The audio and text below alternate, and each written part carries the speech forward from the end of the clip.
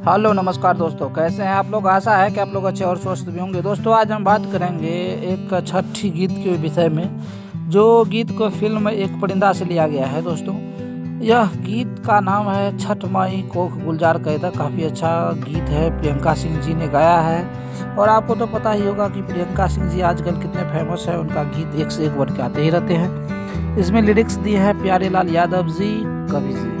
और release world wide Bhojpuri record Bhojpuri channel पर release किया गया, जिसको प्रोड्यूसर है रत्नाकर कुमार जी है और म्यूजिक दिए है अमन अशोक।